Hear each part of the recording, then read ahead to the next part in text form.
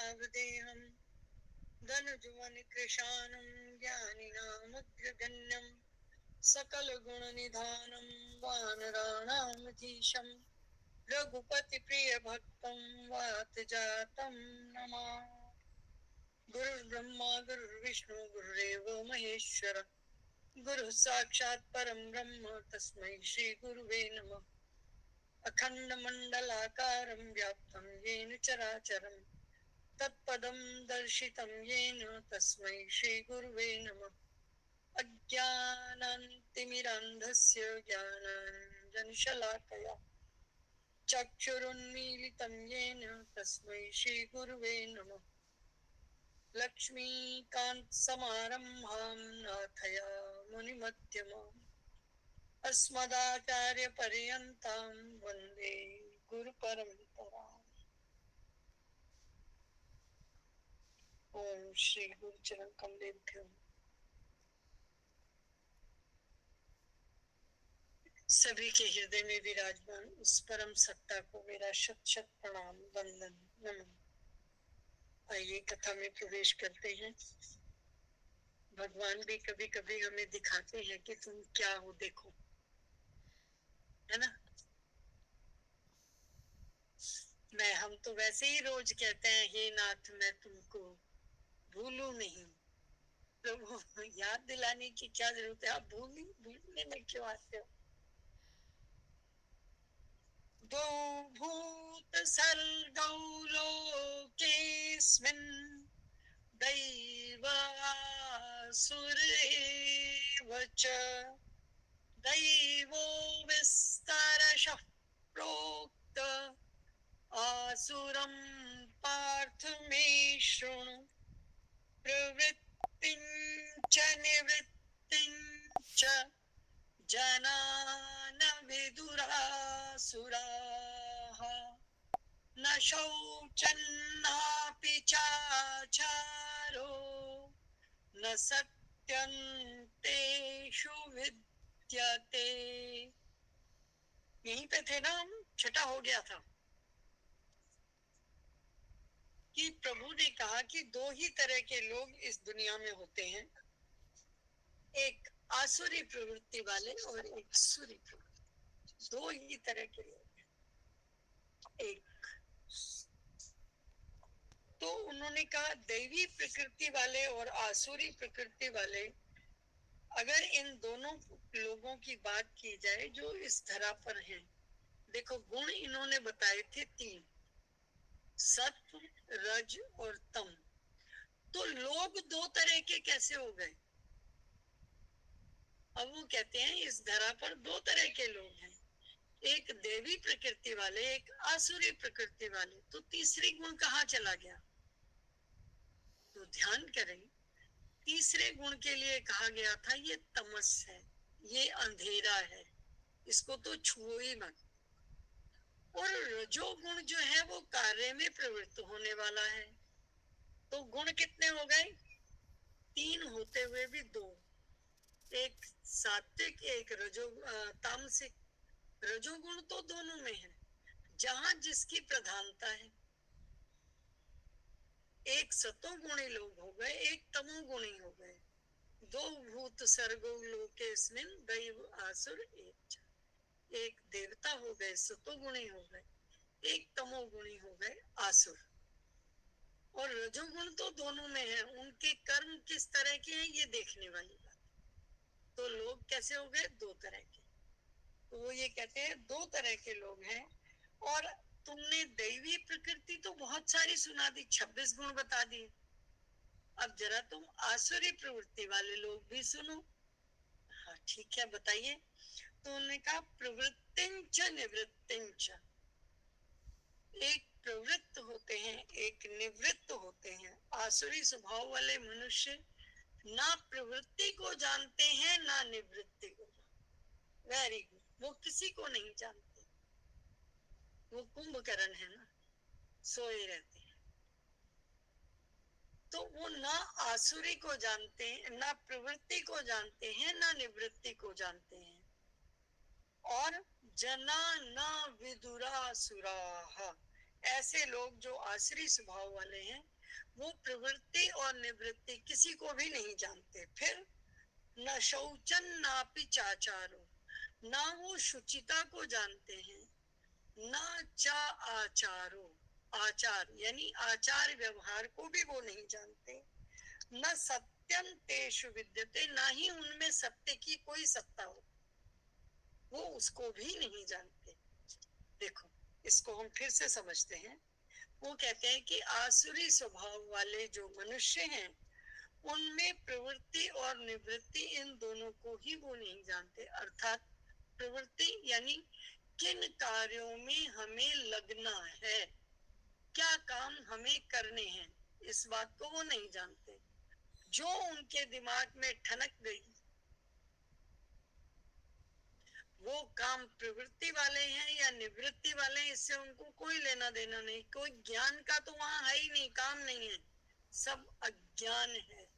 अज्ञानं तमस फलम, अज्ञान जिसका फल है, ऐसे तमस के साथ जो है, वो क्या है, वो इतने अज्ञानी हैं कि वो प्रवृत्ति और निवृत्ति को जानते ही नहीं। प्रवृत्ति हमारी किस काम में होनी चाहिए, जिस काम में हमें इस लोक में और परलोक में सुख मिले, जिससे हमारा इहलोक और परलोक सुधर जाए। हम यही कहते हैं ना, काम ऐसा करो जो दोनों लोकों में अच्छा माना जाए और जिससे आपके दोनों लोकों में सुधार आ जाए। तो वो जानते ही नहीं तो करेंगे क्या। कहते हैं कि वो भी नहीं जानते। और जिस भी कार्य से किसी का अकल्याण होता हो, उसमें तो प्रवृत्त होना नहीं चाहिए, ये सही बात है। पर जो जानता नहीं, तो वो इसका मतलब वो वैसे ही कार्य में प्रवृत्त होगा जिससे सामने वाले को नुकसान हो जाए। फिर उन्होंने कहा निवृत्तिंचा, वो निवृत्ति को भी नहीं जानता, अर्थात स्वयं को कैसे कार्यों से अलग रखना है, वो ये भी नहीं, दोनों ही बातें नहीं जानता। जो उसके दिमाग में आ जाती है वो कर गुजरता है। इसीलिए कहते हैं तमस को छेड़ना नहीं चाहिए। वो उठेगा तो सब चीजों का भक्षण करेगा, हर चीज का भक्षण करेगा, उसको कुछ अता पता नहीं है, वो खाएगा बस, और कुछ नहीं करेगा। तो उन्होंने कहा कि वो दोनों ही चीजों को, ना तो वो अपने कर्तव्य कर्मों को जानता है, जो नहीं करना चाहिए वो भी नहीं जानता। इसलिए जो उसकी इच्छा में आता है वो करता है। आप इसमें हिरण्यकश्यपु, कंस, रावण, किसी को भी गिन सकते हो। उसको ये पता है कि मैंने सबको अधीन करना है, तो सबसे पहले उसने अपने भाई कुबेर को ही अधीन किया, और उसने उसके बाद एक एक एक एक देवी देवता को, जिसको जिसको भी उसे लगा कि यमराज अच्छा सबके प्राण लेता है, लो इसको भी बिठाओ, इधर ही रखो अपने घर में। सबको बांध बांध के उसने कहा मेरी पूजा करो, चलो। हिरण्यकश्यप और रावण में क्या अंतर था, वो भी तो यही कहता था मैं भगवान हूँ, मेरी पूजा करो। अपने बेटे को ही नहीं रहने दिया। उनको यही नहीं पता मेरा क्या है, पराया क्या है, जो करना है वही करना है, जो जिधर की लहर आ गई बहा ले जाओ, देखी जाएगी। तो ना वो प्रवृत्ति को जानते हैं, ना वो निवृत्ति को जानते हैं। जना न विदुरासुरा, न विदुहु यानी जानना, असुरा मतलब आसुरी प्रवृत्ति के लोग। न शौचम, शौच कहते हैं अपने अंदर और बाहर की शुचिता। अर्थात हमारे बाहर की शुचिता क्या है, हम नहाते हैं नित्य प्रति शुचिता के लिए, हम हाथ धोते हैं शुचिता के लिए, हम कहीं बाहर से आते हैं तो पांव धोते हैं, इसको कहते हैं बाह्य शुचिता। जो हमें दिखाई देती है जब हम उसके शुचिता की ओर बढ़ते हैं, उसको कहते हैं बाह्य शुचिता। अब अंदर की शुचिता, सत्य बोलना, अच्छा देखना, अच्छी वाणी बोलना, किसी के प्रति दुर्व्यवहार न करना, अपशब्दों का प्रयोग न करना, अच्छी बुद्धि से चलना, किसी को कष्ट ना देना, ये सब हमारी आंतरिक शुचिता का में आ जाता है। तो उनको शुचिता है ही नहीं, तो बाहर और अंदर तो बहुत बड़ी बात है, शुचिता वाला ही कॉन्सेप्ट नहीं है। ना शौचम, वो शौच को भी नहीं जानते। फिर नापि चा आचारो, नापि चा आचारो, वो आचार को भी नहीं जानते, कैसा व्यवहार करना चाहिए छोटे के साथ, बड़े के साथ, गुरु के साथ, अपने पड़ोसी के साथ, अपने घर के साथ, अपने बड़ों के साथ, अपने छोटों के साथ, अपनी पत्नी के साथ, अपनी बेटी के साथ, किसी व्यवहार को नहीं जानते। वो आचार संहिता नाम की कोई चीज उनमें है ही नहीं। और वो उसको बाकी उत्तम क्रिया और मध्यम क्रिया और निम्न क्रियाओं को भी छोड़ो, वो सत्य को ही नहीं जानते। जहां उनका जैसा हित होता है वो वैसा ही भाषण कर देते हैं। न सत्यम तेषु विद्यते, उन लोगों में सत्य की भी बात नहीं है, उनमें सत्य भी नहीं है। तो फिर क्या है? अभी उन्हीं का वर्णन करते हुए कहते हैं, असत्यम अप्रतिष्ठन्ते जगदाहुर्नीश्वरम अपरस्पर संभूतं किमन्यत् काम हेतु। कहा कि असत्यम अप्रति, अविवेक, शौच, सदाचार ये तो उनमें है ही नहीं। उनमें आस्तिकता और नास्तिकता वाली भी बात नहीं, उनको ये भी नहीं पता। वो आसुरी प्रकृति वाले जो मनुष्य हैं वो कहते हैं कि ये जो जगत है ना, ये संसार है, ये आश्रय से अलग है, कोई इसको सहारा नहीं देता, ये किसी के सहारे नहीं चलता। अरे पति पत्नी मिलेंगे तो संतान हो जाएगी, जगत ऐसे बना है। जो उनको दिखाई दे रहा है बस वो उसी पे चल रहे हैं। वो कहते हैं कि जग जो है ये आश्रय रहित है और ये सर्वथा असत्य है और बिना ईश्वर के है। ये अपने आप स्त्री और पुरुष के संयोग से उत्पन्न है, इसलिए केवल काम ही इसका कारण है, इसके अलावा और कुछ है ही नहीं। आपने कुछ चाहा वो कर लिया, वो हो गया। आपने कुछ नहीं चाहा वो नहीं हुआ, नहीं किया। और स्त्री पुरुष मिले, दो के संयोग से ये धरती हुई है, इसमें ब्रह्मा जी की क्या जरूरत है? कौन भगवान, कैसा आश्रय? कोई ना। यहाँ पर चार्वाक दर्शन याद आ जाते हैं कि ये जो नास्तिक सिद्धांत है, नास्तिक सिद्धांत में हम जो मुख्य दर्शन है वो चार्वाक दर्शन है। मैंने 2 दिन पहले आपसे बताया था कि मैं आपको बताऊंगी। चार्वाक दर्शन भी यही कहता है, वो कहता है यावत् जीवेत सुखम जीवेत ऋणं कृत्वा घृतं पिबेत भस्मीभूतस्य देहस्य पुनरागमनम। ये उसका मुख्य, वो हर चीज के मुख्य वाक्य होते हैं ना। है तो ये बहुत बड़ा दर्शन, जैसे सांख्य दर्शन इतना बड़ा है, उन्होंने भी बहुत सारे दर्शन माने हैं। और इस दर्शन की मुख्यता क्या है? वो कहते हैं कि खाली प्रत्यक्ष प्रमाण होता है, इसके अलावा कोई नहीं होता। और इन लोगों के पास अपने आप को सिद्ध करने के लिए इतने तर्क होते हैं, इतने तर्क होते हैं कि सामने वाला ये कह के चुप हो जाता है, कौन मत्था मारे इसके साथ, इसने समझ नहीं। और कई बार कहे होते नहीं, किसी किसी के साथ बात करने लगो, ऐसे कैसे हो सकता है? वो बड़े ठोक के बजा के बात करते हैं वो। नहीं नहीं नहीं नहीं, ऐसे नहीं होता, तू यहाँ पे देख ले। तो तर्क किए चले जाएंगे, नहीं है भगवान तो नहीं है, काम खत्म। और उसको साबित करने के लिए वो कुछ भी कहेंगे, कुछ भी, यानी कुछ भी।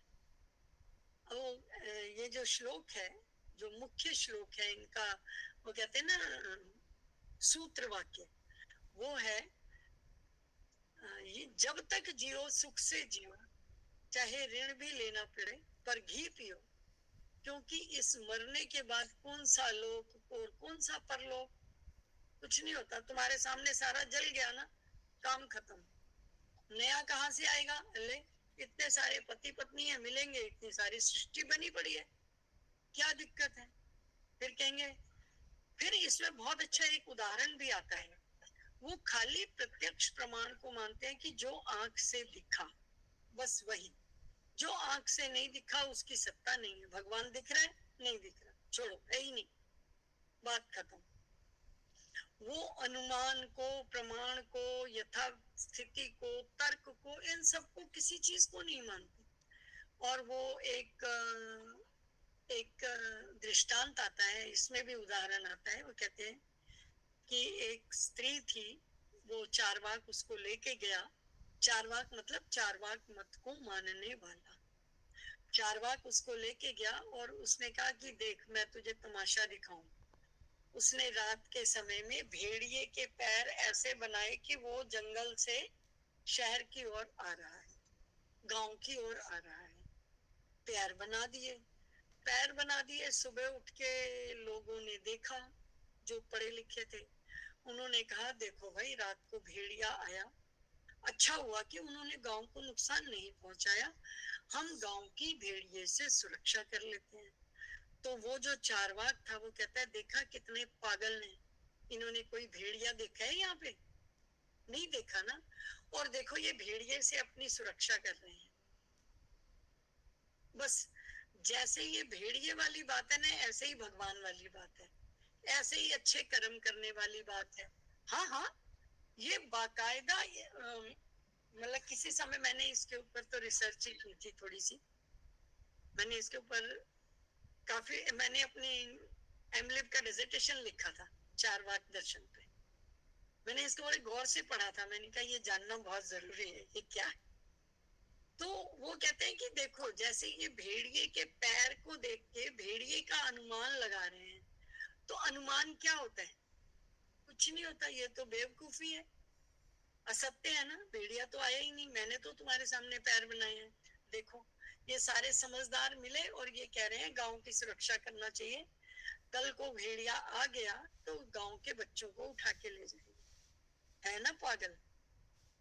भद्रे विप्रदम दृश्वा, कि ये देख, भेड़िए के पांव को देखकर सुरक्षा करने लग गए। भेड़िया तो है ही नहीं, तुझे और मुझे तो पता है। इसी तरह ना तो भगवान होता है, ना जन्म मृत्यु होती है, ना परलोक होता है, कुछ नहीं होता। अरे, मैं मरी जग पर ले, अभी ये सारे मुझे जला आएंगे, बात खत्म। फिर कोई माँ बाप किसी और को पैदा कर लेंगे, वो अपनी जिंदगी बिता जाएगा। इसमें भगवान कहाँ से आ गया? दाएं बाएं, और इतने बढ़िया बढ़िया तर्क वो देता है। एक बार को अच्छा भला आदमी भी ये सोचने लग जाए कि बात तो ठीक है,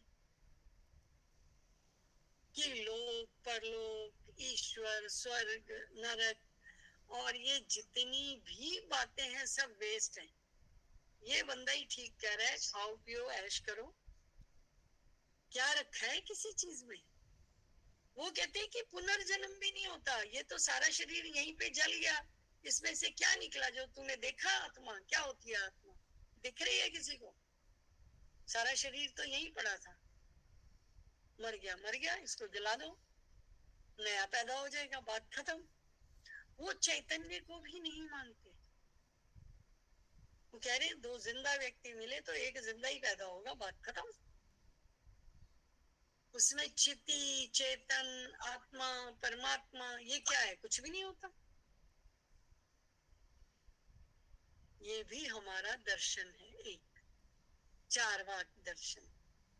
बड़ा फेमस है, इसको लोकायत भी कहते हैं, इसके बड़े सारे नाम भी हैं। खैर, तो ये उस तरह के नास्तिक सिद्धांत मानने वालों के स्वभाव और आचरण कैसे होते हैं, इसकी जब जिज्ञासा हुई तो उसके ऊपर प्रभु कहते हैं कि इन लोगों को किसी भी चीज से कोई फर्क नहीं पड़ता।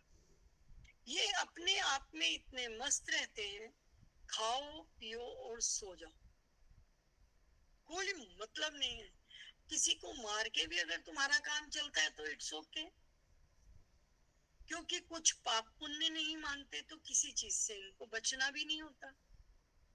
ये पाप पुण्य भी नहीं मानते, बोले क्या होता है पाप? मैं मरा, बात खत्म। फिर कौन भोगने आ रहा है? किसका जन्म, किसकी मृत्यु, किसका पुनर्जन्म? कुछ नहीं होता, सब बकवास है।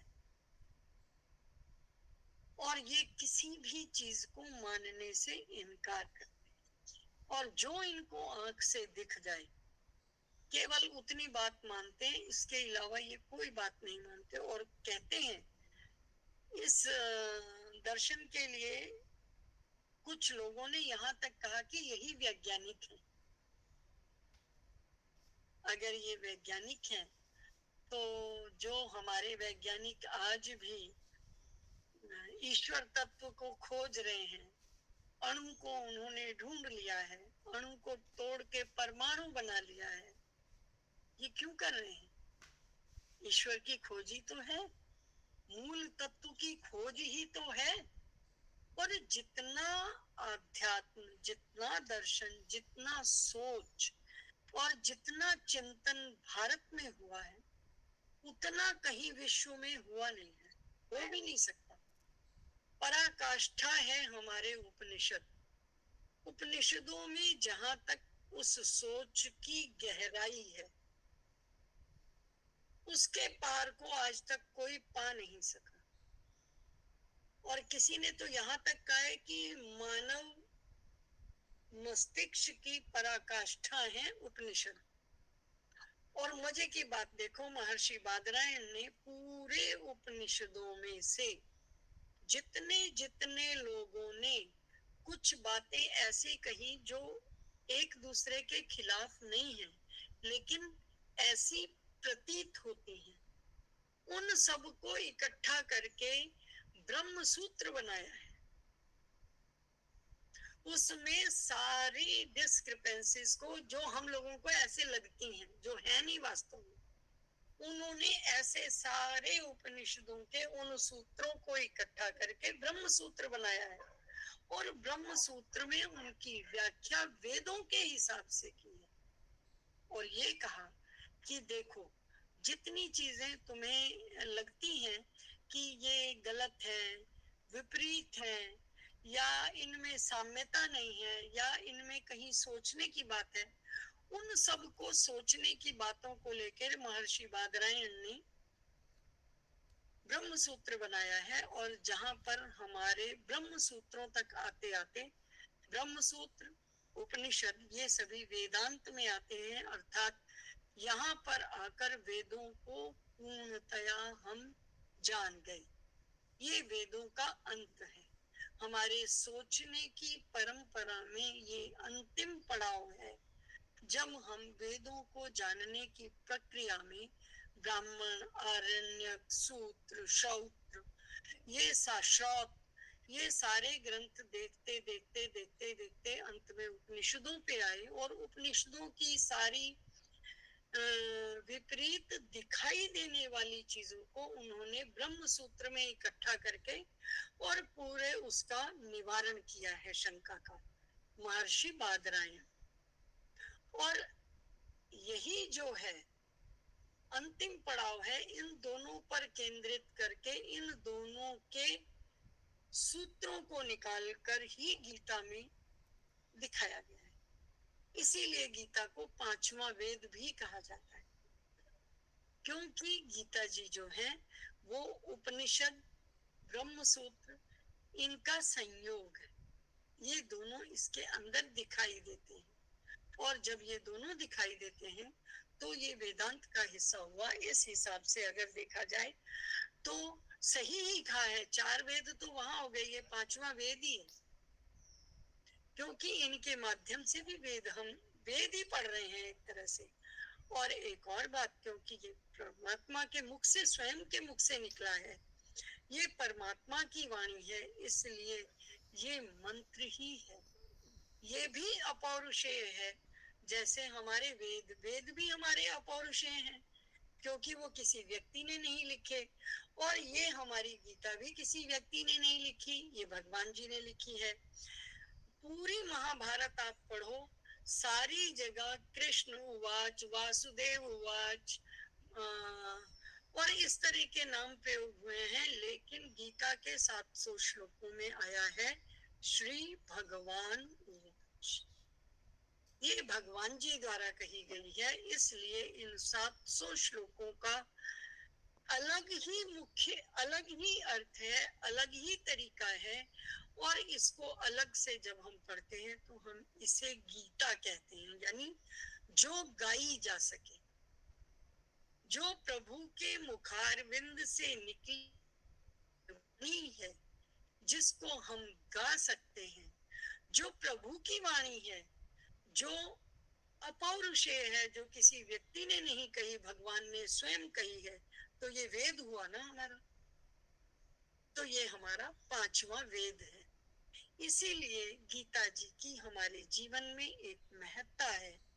गीता जी को जानना, और खाली जानना नहीं, इसको अपने जीवन में उतार लेना, ये हमारा लक्ष्य होना चाहिए। और जीवन में उतारने का इसका सबसे बड़ा सूत्र है सर्व भूत हिते रता, कि सब भूतों के हित में रत रहो, यानी सब जीवों पर, जीव मात्र पर दया करो, कल्याण करो, उनके उत्थान की सोचो, और इन सब नियमों का पालन करो। और इस पूरी गीता में कहीं किसी ने आपको किसी माला फेरने के लिए नहीं कहा। जैसे उस दिन कल एक बच्ची ने पूछा था 2-4 दिन पहले कि अगर किसी के पास समय ना हो तो समय किसके लिए समय नहीं, काम करने के लिए समय नहीं है, काम करने के लिए तो है ना। तो प्रभु ने हमें उसी काम करने में ही हमें लगाया है। हमने कुछ और करने को कहा भी नहीं है। उन्होंने कहा जो तुम काम कर रहे हो वही करो, अपने गुण के अनुसार, स्वभाव के अनुसार, कर्म के अनुसार, अपनी काबिलियत के अनुसार, यानी अपनी प्रतिष्ठा के अनुसार, अपनी क्वालिफिकेशन के मुताबिक, अपने पढ़ने के मुताबिक, जो तुम्हें काम मिला है उसको करो। बस आपको क्या करना है, वो काम मुझे अर्पित करते चलो। इससे ज्यादा प्रभु ने आपको कभी नहीं कहा कि आप खाना बिना बनाए मेरी माला जपते रहो। माला जपने को तो उन्होंने खाली समय में भी नहीं कहा, कुछ करने को नहीं कहा सिवाय इसके कि मेरा ध्यान रखो। जब तक प्रभु का ध्यान हमारे साथ रहेगा, जब तक प्रभु हमारे साथ रहेंगे, जब तक हम उस चैतन्य से नजदीक रहेंगे, हम अध्यात्म के साथ रहेंगे। और अध्यात्म क्या है? स्वभावोध्यात्म उच्यते, ये आया था ना, जहाँ अध्यात्म की परिभाषा दी है 7वां या 8वां अध्याय कि अध्यात्मं किंग, तो उन्होंने कहा स्वभावोध्यात्म उच्यते। आपका स्वभाव ही आपका अध्यात्म है। और आपका स्वभाव क्या है? जो भी आप कर रहे हो, जो आपको अपने पूर्वजों से मिला, जिस जगह आप पैदा हुए, जो आपके स्थान में है, जो भी आप कर्म कर रहे हो वही आपका स्वभाव है, उससे अलग कुछ नहीं है। तो भगवान जी ने किसी के लिए ये कहा ही नहीं अपने काम से अलग हटो। उन्होंने कहा जो काम आप कर रहे हो वो अच्छे से करो, बिना किसी को कष्ट दिए हुए करो, हर समय भोगने की इच्छा मत रखो, कुछ त्याग करो, बहुत अधिक शरीर को मत तपाओ क्योंकि वो मुझे भी कष्ट देता है। कहा था ना कि ऐसी तपस्या करने का कोई फायदा नहीं है। एक टांग पे खड़े हो, चारों तरफ ऊपर से सूरज जल रहा है, चारों तरफ आपने अग्नि जला ली और अपने आप को हठ योग में घुसा दिया। प्रभु ने कहा बिल्कुल करने की जरूरत नहीं है। ऐसा करके मनुष्य मुझे कष्ट ही दे रहा है। वो ठीक उसी तरह जैसे आपका बच्चा आपके खाना बनाने के बाद भी खाए नहीं तो कैसा लगता है कि ये तुम मुझे तकलीफ दे रहा है ना। हम यही कहते हैं ना बच्चे को। प्रभु भी यही कह रहे हैं कि तुम्हें ऐसा नहीं करना है। जितनी सारी चीजें हैं सब भोगो, यत् किंचित जगत्याम जगत, जो भी कुछ संसार में है सब भोगो, पर शहद की मक्खी किनारे बैठने वाली हो, जो किनारे से शहद चुगे, कुछ और भी चुगने के लायक रहे, बीच में बैठोगे तो मर जाओगे। वास्तव में वो हम पे दया करके कह रहे हैं कि मरो मत, किनारे रहो, तुम जियोगे और अच्छे से जियोगे, ऐसा जियो। गीता हमें ये सिखाती है। गीता ने कभी भी हमें ऐसे नहीं कहा कि तुम मेरे सामने धूप बत्ती करते रहो। कहाँ लिखा है? कहीं एक बार भी आया? पढ़ ली ना पूरी गीता। तो प्रभु ने ये कभी नहीं कहा। उन्होंने अपनी माँ से कहा? नहीं कहा। गोपियों से कहा? नहीं कहा। उन्होंने अर्जुन, अपनी बुआ के नजदीक नजदीक जाओ जिनके साथ सारा दिन रहे, ये कहा? नहीं कहा। फिर हमें कहाँ कहा? पूरी गीता पढ़ लो, नहीं कहा। हमें सिर्फ ये कहा कि ध्यान रखो एक सत्ता है, उस सत्ता को दुखाओ मत। और सांख्य योग में भी यही है कि प्रकृति, पुरुष, महत तत्व, चेतन तत्व, मन, बुद्धि, अहंकार और चेतना, अंतःकरण, फिर 5 ज्ञानेंद्रियां, 5 कर्मेंद्रियां, 5 तन्मात्राएं और उनके विषय। कहाँ आया कि तुम माला जपो? माला आई कहीं? खाली उस परम सत्ता को ध्यान इसलिए करो कि तुम किसी को दुखा न पाओ। अगर उस सत्ता को तुम भूल जाओगे तो तुम क्या हो जाओगे? आसुरी प्रवृत्ति वाले लोग। और जो आसुरी प्रवृत्ति के लोग हैं उनके लिए कहा कि ये जो आसुरी प्रवृत्ति वाले हैं, असत्यम प्रतिष्ठन्ते जगदाहुरनीश्वरम अपरस्पर संभूतं किमन्यत् काम हेतुकम। कि इनको किसी से भी कोई मतलब नहीं है, ये अहेतुकी हैं। ऐसे मत बच जाओ। श्री कृष्ण गोविंद